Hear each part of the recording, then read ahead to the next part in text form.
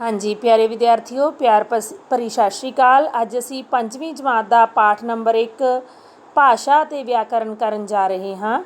इस विच असी जाणांगे बेटा कि भाषा की हुंदी है अते उस तो बाद गल करांगे व्याकरण बारे कि व्याकरण की हुंदा है। सब तो पहला बेटा गल करते हैं कि भाषा की हुंदी है।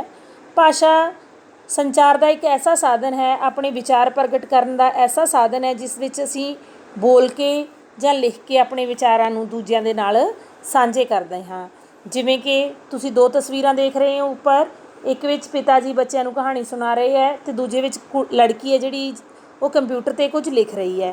तो ये भाषा के दो रूपों की वरतों कर रहे है, एक दे विच बोल के अपनी गल दस रहे हैं तो दूजी दे विच लिख के दस रहे हैं। इस तरह बेटा सब तो पहला भाषा हुंदी की है, भाषा ऐसा साधन है, ठीक है, एक दूजे नाल गलबात करन दा जिस विच असीं अपने मन के विचार है जिहड़े दूजिਆਂ नाल साझे कर सकते हाँ। भाषा दीयां दो किस्मां हुंदियां हन, जिवें कि उपर तस्वीरां दे विच तुहानूं दस्सिआ मौखिक अते लिखती। मौखिक भाषा किहड़ी हुंदी है बेटा, जिस विच असीं बोल के एक दूजे नूं अपनी गल समझाउंदे हाँ, उहनूं मौखिक भाषा कह दिंदे हन। अते लिखती भाषा जिस विच असीं लिख के अपनी गल दूजे नूं दसदे हाँ। जिवें कि तुहानूं तस्वीर दित्ती गई है, उपर दो लड़के है जिहड़े आपस विच गलबात कर रहे हैं। किहड़ी भाषा की वरतों कर रहे हैं? वो मौखिक भाषा की। अते हेठां लड़की है जिहड़ी वो कुछ लिख रही है तो किहड़ी भाषा वरत रही है? वो लिखती भाषा। इस तरह नाल भाषा बारे उम्मीद है तुहानूं पता लग गया होएगा। उस तो बाद भारत विच बोलियां जाण वालियां भाषावां बारे गल कीती गई है कि भारत विच वख-वख भाषावां जिहड़ियां वो बोलियां जांदियां ने। पंजाब विच पंजाबी, गुजरात विच गुजराती, इस तरह नाल वख-वख भाषावां दे नाम दिते गए हैं कि किहड़े राज विच किहड़ी भाषा बोली जाती है। उस तो बाद भाषा के कुछ रूप जिहड़े है उन्हां बारे गल कीती गई है। सब तो पहला मात भाषा जां माँ बोली। मात भाषा जां माँ बोली की हुंदी है बच्चों? जिस बोली नूं बच्चा अपनी माँ कोलों सीखदा है, अपने परिवार के आले दुआले तो सीखदा है, उहनूं असीं की कह दिंदे हां? माँ बोली। माँ बोली किहड़ी हुंदी है? जिहड़ी बच्चा अपनी माँ कोलों, परिवार कोलों तो अपने आले दुआले तो सीखदा है, उहनूं असीं उसदी माँ बोली कहंदे हां। उस तो बाद राज भाषा किहड़ी हुंदी है? जिहड़ी किसी पूरे राज विच वध तो वध लोकां द्वारा बोली जाती है अते उस राज द्वारा उन्होंने मानता भी प्राप्त हुंदी है। उसनूं उत्थों दी की कहंदे आ? राज भाषा कहा जाता, उत्थों दी राज भाषा कहा जाता है। जिवें पंजाब दे विच पंजाबी बोली जाती है, ज़्यादातर लोग पंजाबी बोलते हैं तो पंजाबी नूं मानता भी प्राप्त है, साडे दफ्तरां दे विच पंजाबी वरती जाती है। इस करके पंजाब दी राज भाषा की है? पंजाबी। उस तो बाद साडीआं भाषावां दी गल कीती गई है कि भारत बहुत वड्डा देश है, ਇਹਦੇ ਵਿੱਚ 22 ਵੱਖ-ਵੱਖ ਭਾਸ਼ਾਵਾਂ ਜਿਹੜੀਆਂ ਉਹਨਾਂ ਨੂੰ ਮਾਨਤਾ ਪ੍ਰਾਪਤ ਹੈ, ਜਿਹੜੀਆਂ ਵੱਖ-ਵੱਖ ਰਾਜਾਂ ਦੇ ਵਿੱਚ ਬੋਲੀਆਂ ਜਾਂਦੀਆਂ। ਉਹਨਾਂ ਭਾਸ਼ਾਵਾਂ ਦੇ ਨਾਮ ਹੇਠਾਂ ਤੁਹਾਨੂੰ ਦਿੱਤੇ ਗਏ ਹੈ। ਪੰਜਾਬੀ, ਹਿੰਦੀ, ਸੰਸਕ੍ਰਿਤ, ਉਰਦੂ, ਮਲਿਆਲਮ, ਕੰਨੜ, ਤੇਲਗੂ, ਤਾਮਿਲ, ਕਸ਼ਮੀਰੀ, ਅਸਾਮੀ, ਉੜੀਆ, ਬੰਗਾਲੀ, ਮਰਾਠੀ, ਗੁਜਰਾਤੀ, ਕੋਕਣੀ, ਮਣੀਪੁਰੀ, ਸਿੰਧੀ, ਨੇਪਾਲੀ, ਡੋਗਰੀ, ਬੋਡੋ, ਮੈਥਲੀ ਅਤੇ ਸੰਥਲੀ। उस तो बाद बेटा अंतरराष्ट्रीय भाषा की गल की गई है कि अंतरराष्ट्रीय भाषा की हुंदी आ? जिहड़ी कि वख-वख देशों के वध तो वध लोगों द्वारा अपने विचार साझे करने लई वरती जाती है। तो किहड़ी भाषा जिहड़ी सारे बाले देश मतलब लोग वरतते हैं, वख-वख देशों के ज़्यादातर लोग किहड़ी भाषा वरतते हैं? अंग्रेजी। असीं भी हुण किते बाहर जाना होवे, उत्थे सानूं पता भी साडी गल जे असीं किसी नूं समझाउणी है तो सानूं अंग्रेजी आउणी जरूरी है। तो इस करके अंग्रेजी नूं अंतरराष्ट्रीय भाषा कहा जाता है, क्योंकि वख-वख राजां देशों के बहुत सारे लोग है जिहड़े अंग्रेजी भाषा दे विच एक दूजे नूं अपने विचार है दसते हैं। इस तरह जिहड़ी बहुते देशों के लोगों द्वारा बोली जाती है उहनूं असीं किहड़ी भाषा कहने आ? अंतरराष्ट्रीय। तो साडी अंतरराष्ट्रीय भाषा किहड़ी है इस समय? अंग्रेजी। उस तो बाद पंजाबी दीयां उपभाषावां की गल कीती गई है कि पंजाबी जिहड़ी पंजाब दे विच बोली जाने वाली भाषा है उहदियां कुछ उपभाषावां भी हन ਜਿਹੜੀਆਂ कि ਇਹਦੇ ਵੱਖ-ਵੱਖ ਇਲਾਕਿਆਂ ਦੇ ਵਿੱਚ ਬੋਲੀਆਂ ਜਾਂਦੀਆਂ ਹਨ। ਪੰਜਾਬ ਜਿਹੜਾ ਪ੍ਰਾਂਤ ਹੈ ਉਹਨੂੰ ਵੱਖ-ਵੱਖ ਇਲਾਕਿਆਂ ਦੇ ਵਿੱਚ ਦੇਖੋ ਆਪਾਂ ਕਹਿ ਦਿੰਦੇ ਹਾਂ ਵੀ 100 ਕੋਹ 'ਤੇ ਜਾ ਕੇ ਭਾਸ਼ਾ ਬਦਲ ਜਾਂਦੀ ਹੈ। ਉਸੇ ਤਰ੍ਹਾਂ ਬੇਟਾ ਪੰਜਾਬ ਦੇ ਜਿਹੜੇ ਵੱਖ-ਵੱਖ ਇਲਾਕੇ ਉਹਨਾਂ ਵਿੱਚ ਵੱਖ-ਵੱਖ ਭਾਸ਼ਾਵਾਂ ਜਿਹੜੀਆਂ ਬੋਲੀਆਂ ਜਾਂਦੀਆਂ ਨੇ। ਸਭ ਤੋਂ ਪਹਿਲਾਂ ਮਾਝੀ ਜਿਹੜੀ ਹੈ ਉਹ ਟਕਸਾਲੀ ਬੋਲੀ ਜਾਂ ਇਹਨੂੰ ਸ਼ੁੱਧ ਭਾਸ਼ਾ ਵੀ ਕਿਹਾ ਜਾਂਦਾ ਹੈ। ਇਹ ਬੋਲੀ ਕਿਹੜੇ ਜ਼ਿਲ੍ਹਿਆਂ ਵਿੱਚ ਬੋਲੀ ਜਾਂਦੀ ਹੈ? ਸ਼੍ਰੀ ਅੰਮ੍ਰਿਤਸਰ ਸਾਹਿਬ, ਗੁਰਦਾਸਪੁਰ, ਤਰਨ ਤਾਰਨ ਅਤੇ ਪਠਾਨਕੋਟ। ਇਹ ਮਾਝੇ ਦਾ ਇਲਾਕਾ ਆ ਗਿਆ। ਇੱਥੇ ਕਿਹੜੀ ਬੋਲੀ ਬੋਲੀ ਜਾਂਦੀ ਹੈ? ਮਾਝੀ। ਉਸ ਤੋਂ ਬਾਅਦ ਦੁਆਬਾ, ਦੁਆਬੇ ਦਾ ਇਲਾਕਾ ਕਿਹੜਾ, ਸਤਲੁਜ ਅਤੇ ਬਿਆਸ ਦਰਿਆ ਦੇ ਜਿਹੜੇ ਵਿਚਾਲੇ ਵਾਲਾ ਹਿੱਸਾ ਉਹਨੂੰ ਦੁਆਬਾ ਕਹਿ ਦਿੰਦੇ ਆ।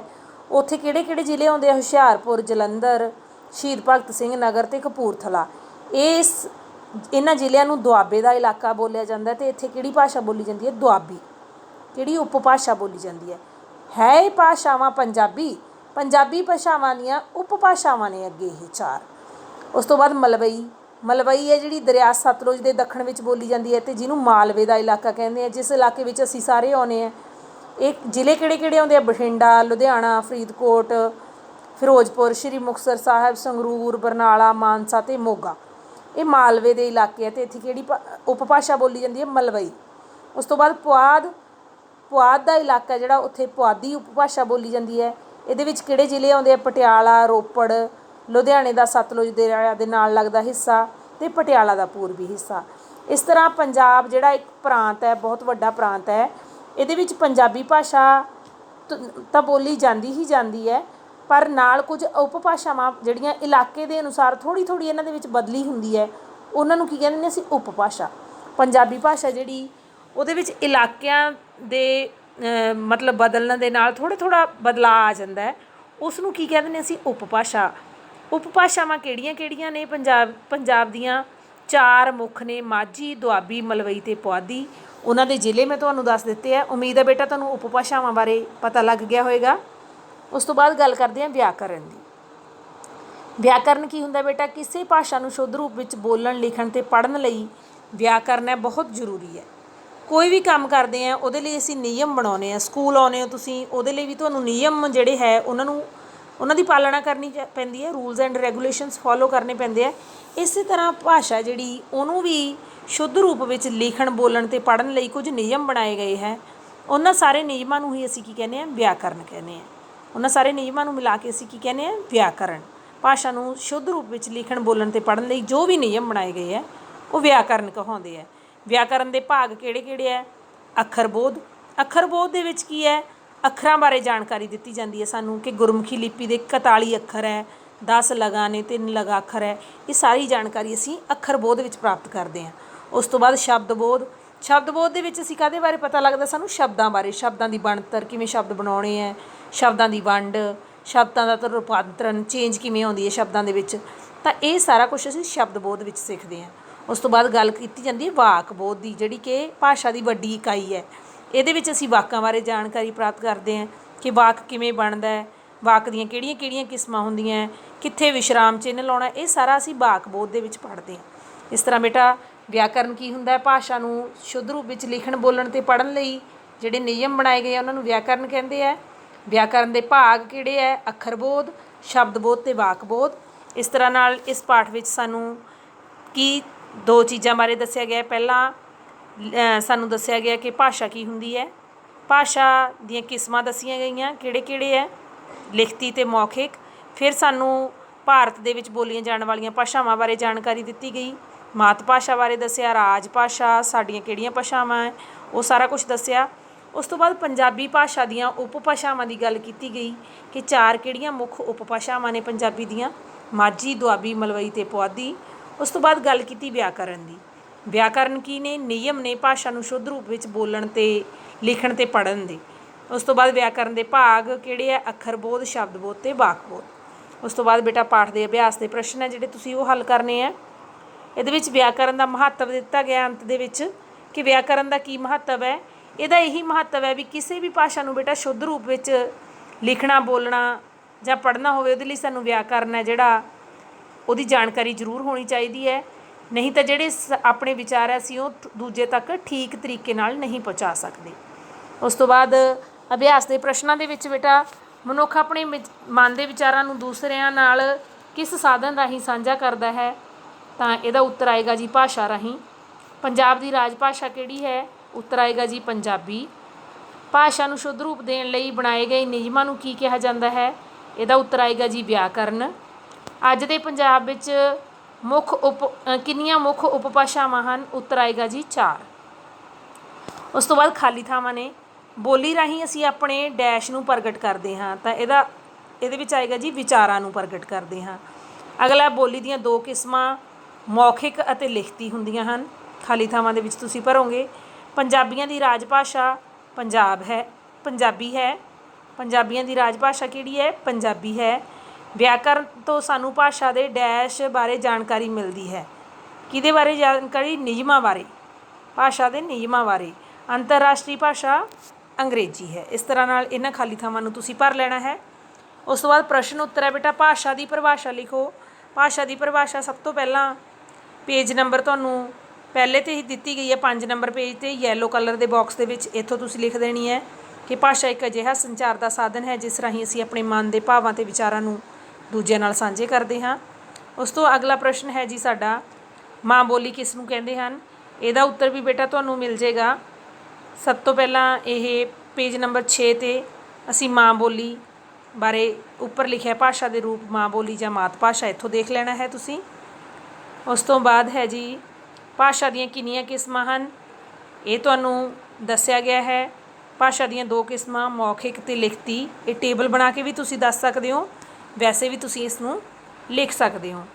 ਉਸ ਤੋਂ ਬਾਅਦ ਵਿਆਕਰਨ ਦਾ ਕੀ ਮਹੱਤਵ ਹੁੰਦਾ ਹੈ? ਬਿਲਕੁਲ ਅੰਤ ਦੇ ਵਿੱਚ ਤੁਹਾਨੂੰ ਪੈਰੇ ਦੇ ਵਿੱਚ ਦੱਸਿਆ ਗਿਆ ਕਿ ਵਿਆਕਰਨ ਦਾ ਕੀ ਮਹੱਤਵ ਹੈ। ਭਾਸ਼ਾ ਨੂੰ ਸ਼ੁੱਧ ਰੂਪ ਵਿੱਚ ਲਿਖਣ, ਬੋਲਣ ਅਤੇ ਪੜ੍ਹਨ ਲਈ ਵਿਆਕਰਨ ਦੀ ਸਾਨੂੰ ਜ਼ਰੂਰਤ ਹੁੰਦੀ ਹੈ। ਇੱਥੋਂ ਤੁਸੀਂ ਆਪਣਾ ਇਹ ਉੱਤਰ ਲਿਖ ਸਕਦੇ ਹੋ। ਉਸ ਤੋਂ ਬਾਅਦ ਸ਼ਬਦ ਬੋਧ ਕੀ ਹੁੰਦਾ ਹੈ ਬੇਟਾ? ਇਹ ਸਾਨੂੰ ਵਿਆਕਰਨ ਦੇ ਭਾਗ ਦੇ ਵਿੱਚ ਆੜਾ ਭਾਗ ਦੇ ਵਿੱਚ ਦਿੱਤਾ ਗਿਆ ਕਿ ਵਿਆਕਰਨ ਦੇ ਇਸ ਭਾਗ ਵਿੱਚ ਸ਼ਬਦ ਬਣਤਰ, ਸ਼ਬਦਾਂ ਦੀ ਵੰਡ ਅਤੇ ਰੂਪਾਂਤਰਨ ਸੰਬੰਧੀ ਜਾਣਕਾਰੀ ਦਿੱਤੀ ਜਾਂਦੀ ਹੈ। ਇੱਥੋਂ ਇਸ ਦਾ ਉੱਤਰ ਤੁਸੀਂ ਲਿਖ ਦੇਣਾ ਹੈ। ਪੰਜਾਬੀ ਦੀਆਂ ਮੁੱਖ ਉਪਭਾਸ਼ਾਵਾਂ ਦੇ ਨਾਮ, ਇਹ ਤੁਹਾਨੂੰ 4 ਉਪਭਾਸ਼ਾਵਾਂ ਦੇ ਨਾਮ ਜਿਹੜੇ ਆ ਦਿੱਤੇ ਗਏ ਆ, ਮਾਝੀ, ਦੁਆਬੀ, ਮਲਵਈ ਅਤੇ ਪੁਆਧੀ, ਇਹ ਲਿਖ ਦੇਣੇ ਆ ਤੁਸੀਂ।